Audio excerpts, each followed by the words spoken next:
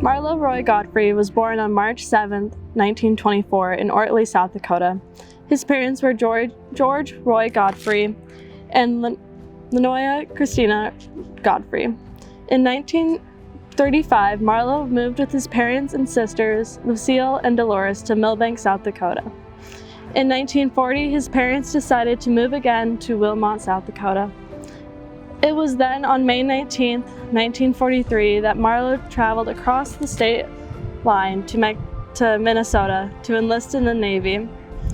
By October 31, 1943, Marlo was aboard the U.S. Indianapolis, where he quickly gained rank of the radioman 3rd class.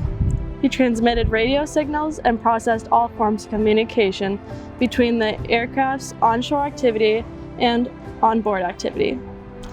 In late July 1945, the Indianapolis was sent on a high-speed voyage to deliver cargo to the U.S. Air Base on Tanine Island, in the Western Pacific.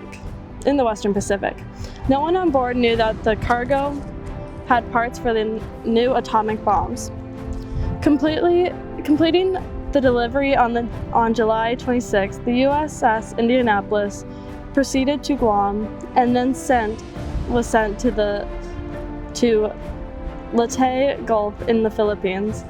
The ship had traveled about halfway to Leyte when it was hit in the early morning of July 30th, 1945. The USS Indianapolis was struck by a Japanese submarine torpedo 2 times. In 12 minutes, the ship sank in the Philippine Sea.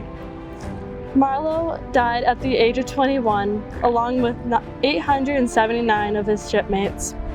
The sinking of the Indianapolis resulted in the greatest loss of life at sea from a single ship in the history of the U.S. Navy.